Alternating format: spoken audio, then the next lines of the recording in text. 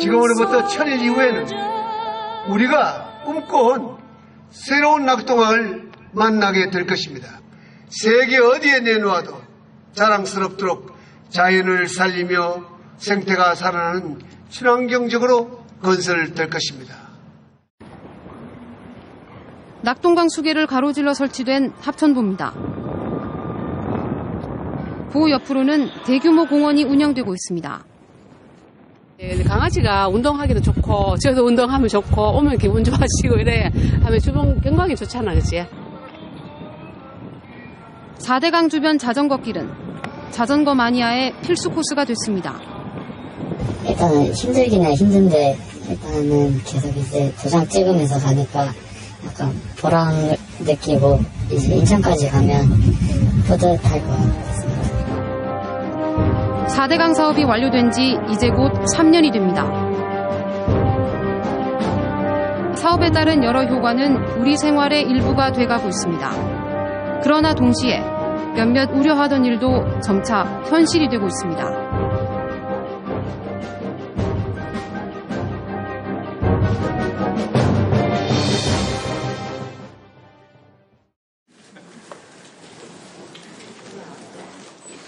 지금부터 4대강 사업 조사평가위원회가 지난 1년 4개월간 4대강 사업의 시설물 안전 및 사업 효과 등에 대해 조사평가해온 결과를 발표하고자 합니다. 1년 4개월에 걸친 조사 끝에 4대강 사업 조사평가위원회가 최종 보고서를 내놨습니다. 그동안 숱하게 제기됐던 보의 안전성 문제, 또 생태 문제는 과연 어디까지가 사실일까?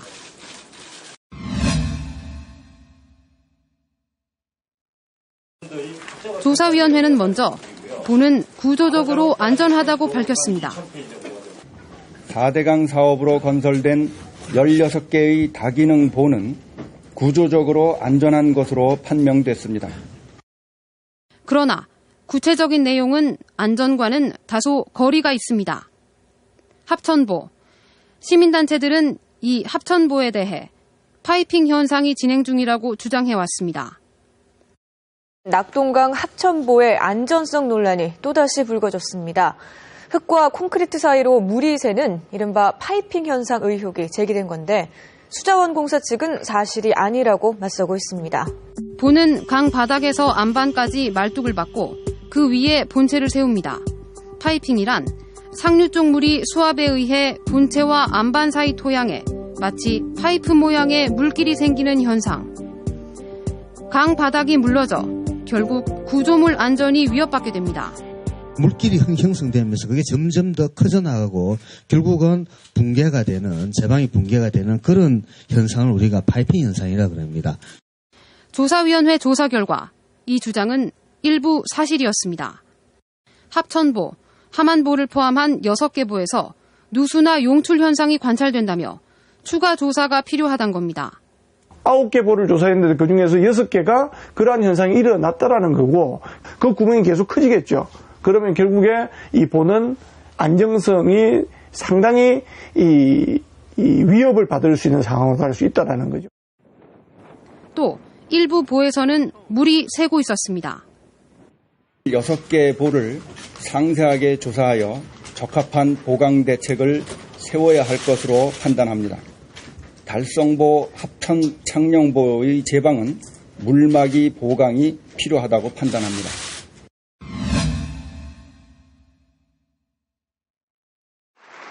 이명박 정부가 4대강 사업의 효과로 가장 강조했던 것은 가뭄 해소였습니다. 보를 설치하면 모두 13억 톤의 물을 확보해 물 공급량이 늘어 가뭄이 완전히 해소된다는 것이었습니다.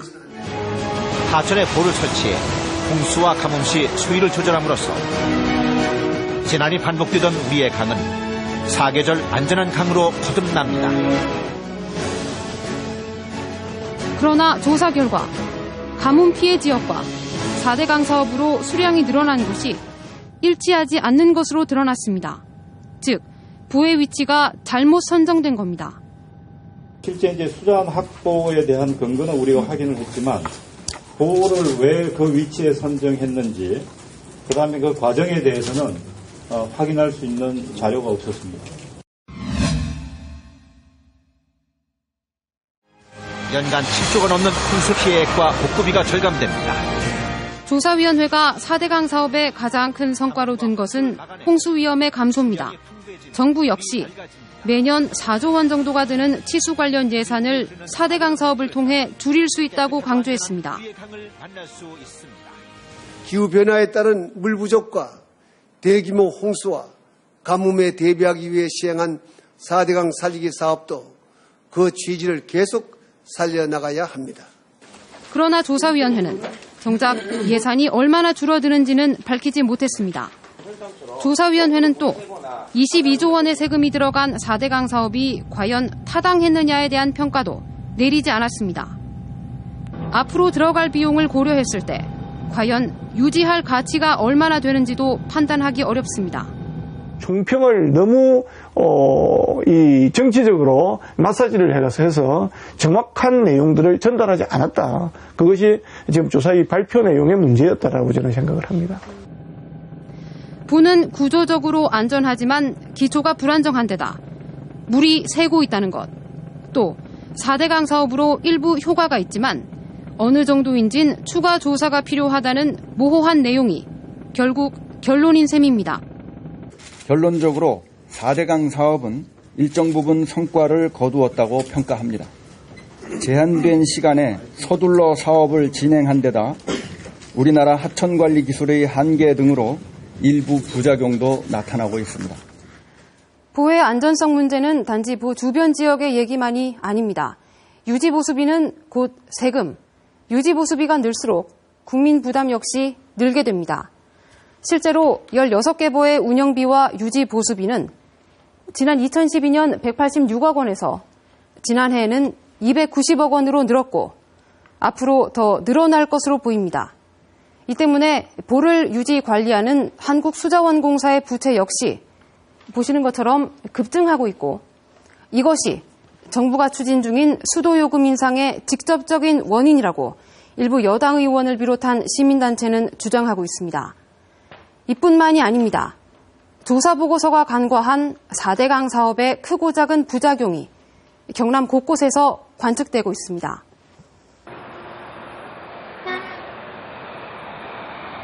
양파산지로 유명한 창녕군 남지읍. 이곳에는 지난해 10월부터 펼침막이 나붙었습니다. 주변의 한 시설하우스 농가.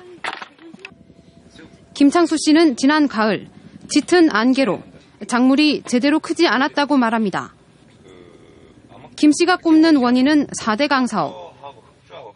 시설하우스 자체 온도도 안 올라갈 뿐더러 그럼 난방비가 또 더 들어가게 되는 그리고 작물들이 제대로 못 크는 그런 현상들이 나타나는 거죠. 균병에 의해 가지고 그 수확량도 많이 줄어들게 되는 그런 현상이 있었죠. 피해는 낙동강을 따라 곳곳에서 관측됩니다. 함안 지역 농민들은 4대강 사업 이후 밭에 물빠짐이 제대로 되지 않고 있다고 주장합니다. 그 지하 수위가 높아진다는 이야기들이 그때는 뭐 이론적으로 이야기를 들으니까 실감이 안 났는데 저는 이제 그 이야기와 우리 농민들 이야기를 접해보면은 이게 실제로 이제 그 현상들이 나타나고 있는 거 아닌가. 정부는 보호 설치로 강수위가 높아져 농지의 물빠짐이 어려워지는 것을 막기 위해 농지 리모델링 사업을 했습니다. 강에서 퍼낸 모래를 농지에 쌓아 2m 정도 높인 겁니다. 그러나 함안의 경우 리모델링 사업을 한 곳은 채 5곳이 되지 않는 상황. 이 때문에 많은 농가가 지하수 수위 상승에 따른 피해에 노출돼 있습니다. 기후변화, 여기에 따른 농작물에 미치는 영향 이런 부분들이 지자체라든지 학계에서 좀 전문적으로 몇 년의 기간에 걸쳐가지고 이런 조사하고 연구하고 홍수위보다 더 아래쪽에 있는 지역들은 모두 다 농지 리모델링 대책을 세워야 되는 지역이다라고 한다면은 그것은 10%도 안 되거든요. 그 지역의 상황을 개선시켜 주겠다라는 그런 계획이 있어야 되는데 그런 계획 없습니다.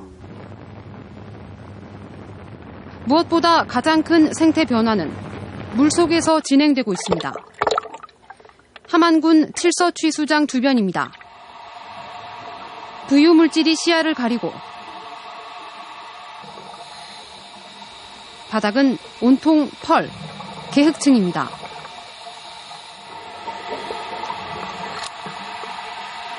바닥을 걷어보자 거품이 크게 올라옵니다.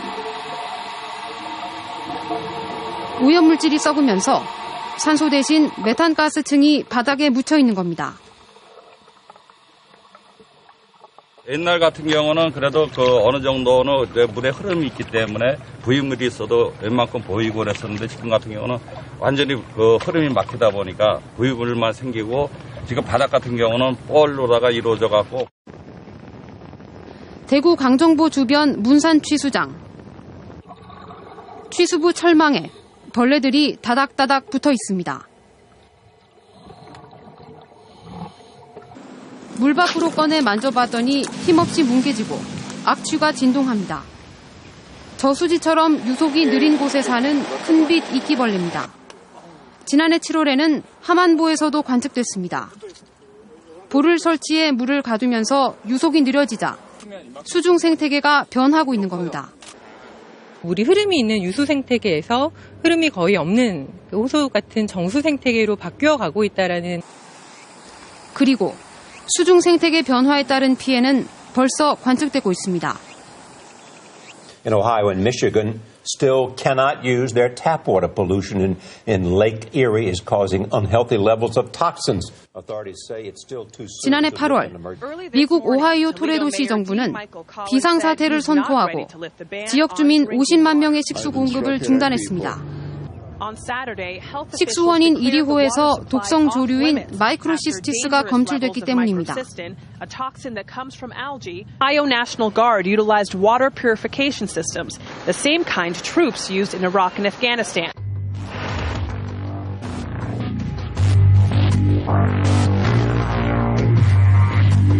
이와 동일한 조류가 지난해 경남에서도 발견됐습니다. 마이크로시스티스는 간암 등을 일으킬 수 있는 대표적인 독성 남조류. 4대강 사업 이후 유속이 느려지면서 관측 횟수가 급격히 늘고 있습니다. 정부 조사 결과 독성 남조류가 많이 관측된 것은 2010년과 2011년 3회에서 지난 2012년과 2013년에는 각각 21회, 27회까지 늘었습니다. 점차 나빠지는 수질은 수질 개선비 상승으로 이어져 2010년 3조 원에서 2013년엔 4조 원으로 늘었습니다. 무엇보다 전문가들은 지금과 같은 염소 처리로 과연 녹조 피해를 막을 수 있을지 의문이라고 말합니다. 근데 미국에서는 왜 녹조 문제 때문에 상수도 공급을 중단을 했겠냐 이거죠.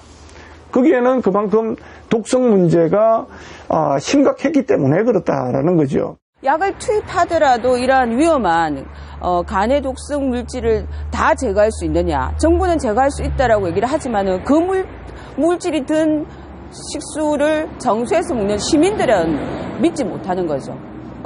두려움에 시달릴 수밖에 없는. 대우나와 비슷하지만 대우나 사업은 아니다. 갈라지고 물이 새고 있지만 구조적으론 안전하다.